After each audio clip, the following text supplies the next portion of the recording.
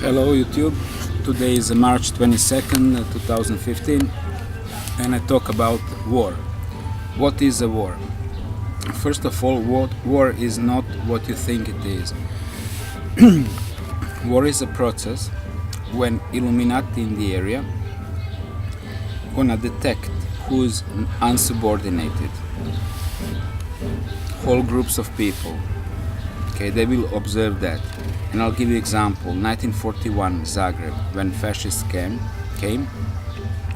they couldn't wait not even a day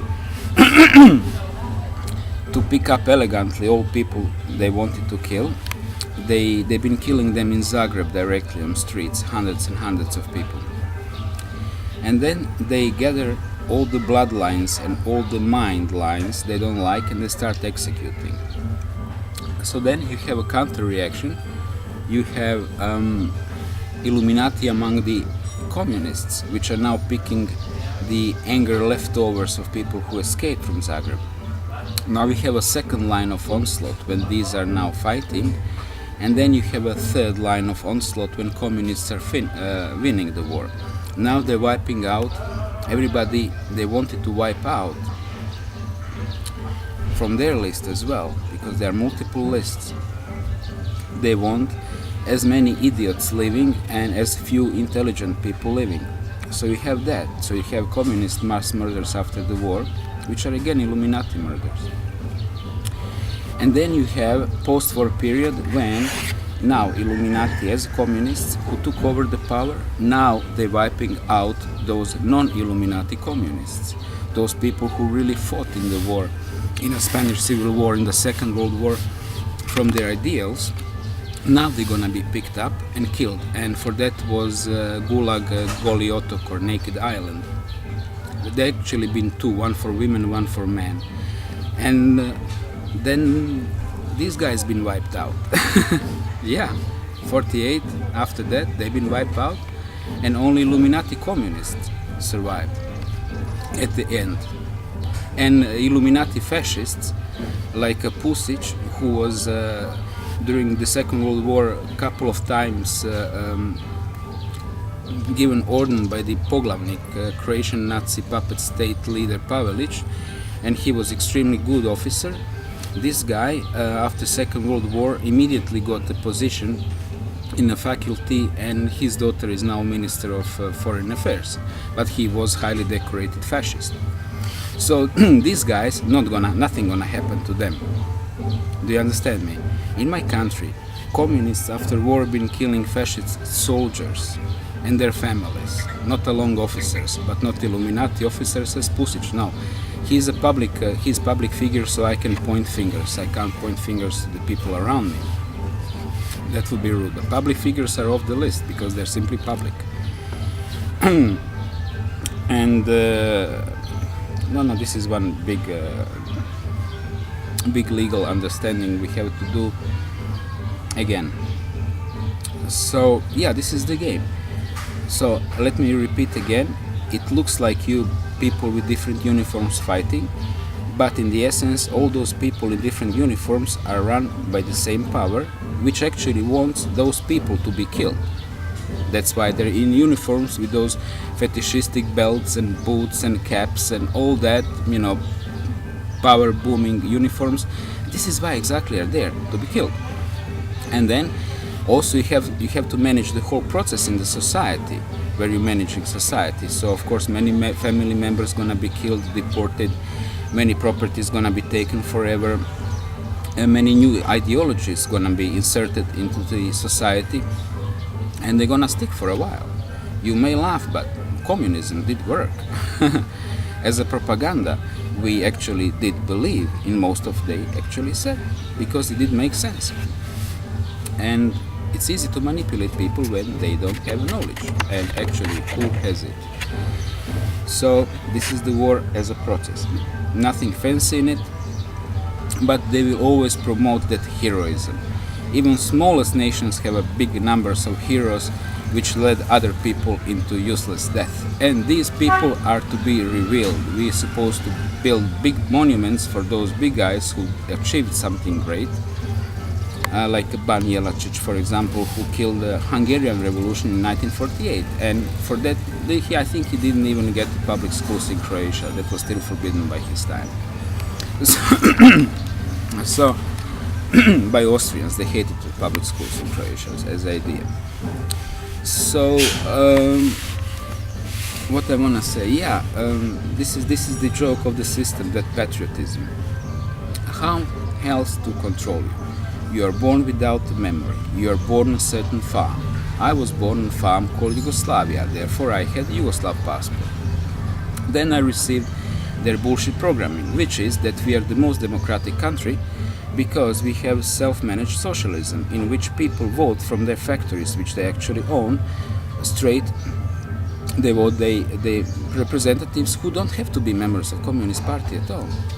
Just one party, but there are other parties. Which ones? Nobody told us because there was only one. But they've been, technically speaking, 4 other, I think in Yugoslavia, or 2, I don't really know, like formally opened smaller parties as a syndicates, which been legally giving this idea of pluralism. Same as in China, I think you have like Communist Party and few other smaller parties, they still have pluralism. Yeah, you may laugh, but it actually, everything is explained. And we had elections. Nobody was really going on elections apart from one of my friends. She was a young woman when we had those communist elections, and she circled one guy, woman, by the ballot tables, opened her list, says, "Oh, zašto ste takvi? Why are you like that?" And then she circled another guy and put her piece of paper in a bin. So yeah, we had that, and as a kid, I actually believed in all that until the age of 8. So this is my philosophical journey. I just finished my first grade, in which they explained me how great Yugoslavia country is. My parents been completely agreeing with this because they were not idiots. They knew that kids are talking on the street what parents are talking back home, so they've been always telling me, "Son, when we are commenting prices going up," and this is all what they've been commenting, you keep your mouth shut out. So this was my life. I was not supposed to speak even those small, subordinate thoughts of my parents. We have inflation, but shh, because we live in perfect society. So you're born in that kind of system, where you really can't even publicly comment prices going up, because that could put you in trouble. And you get programmed, and then suddenly you realize during the war that you are Croat, and now you are going to war. Well, not me, but people get killed. And then what do you know? Honestly, you have no memory. You know only what they've been told you, and they've been just pushing you. You're just kid. They push you in a school. They teach you how to read, how to write, and they show you a picture of a President Tito. They tell you how great he is. You absolutely don't doubt in that. Then they push you into high school, and then after high school, something hits you in the butt, puts a helmet on your head, a rifle, and then hits you in the butt again and says, "Go now, fight for your country." What do you know? You know what? What you've been told by your parents, how much they know, and what you've been told in a school. And then you have television. You have 2 canals. Zagreb 1, Zagreb 1, Zagreb 2, or later on Croatian Television 1 and Croatian Television 2. You have 2 channels to watch.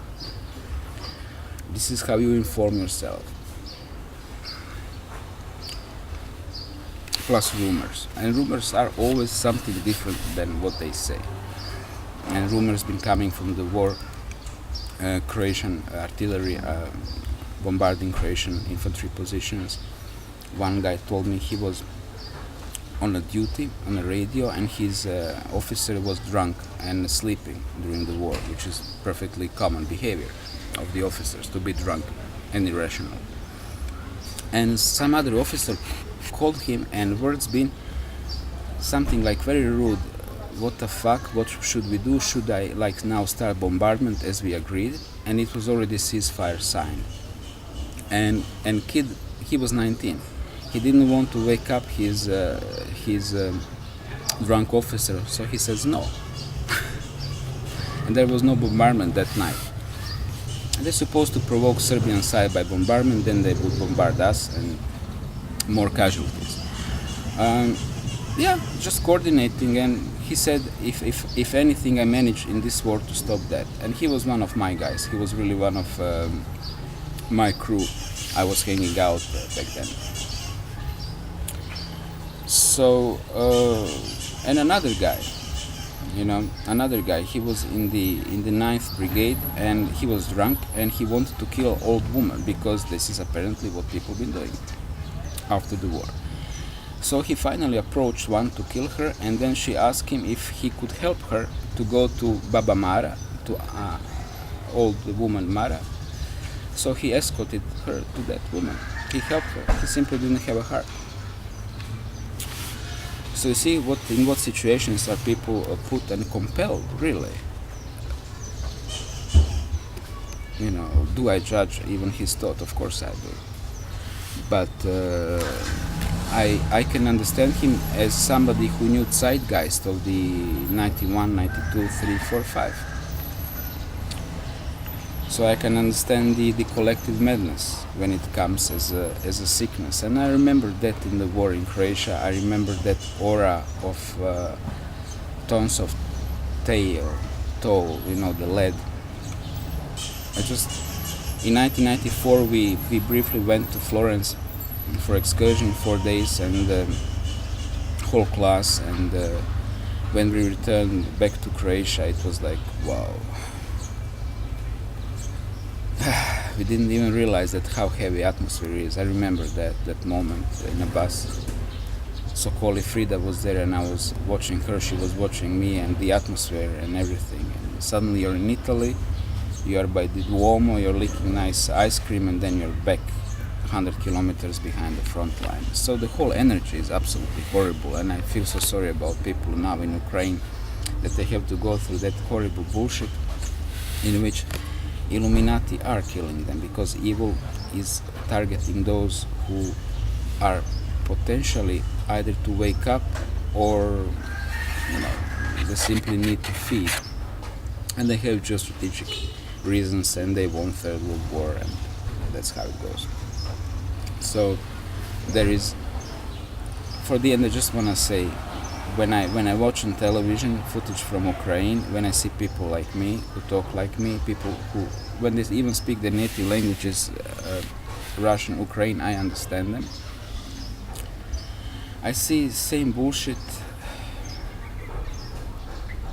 same suffering, but only new footage. Our footage on YouTube is 20 years old, and this footage is new, and this is what actually hurts me.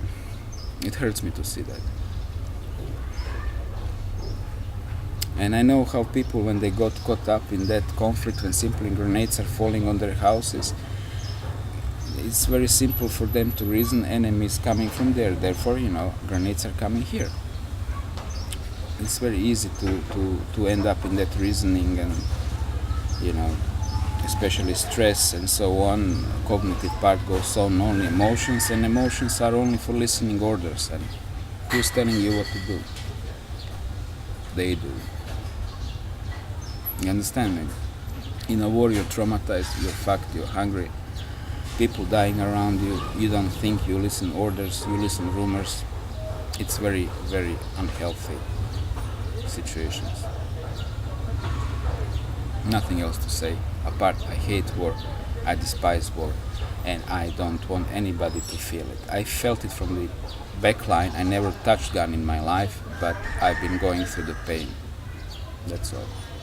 And I don't want you to go through that, no matter what the bullshit is. Nation, creed, race, religion. Are there any others? I'm sure there are other bullshits as well. But how can you see if you can't see? I mean, once you start seeing them, then you see who's leading you and who's influencing you. And that third eye is the whole catch. And that's why it's on the $1 bill.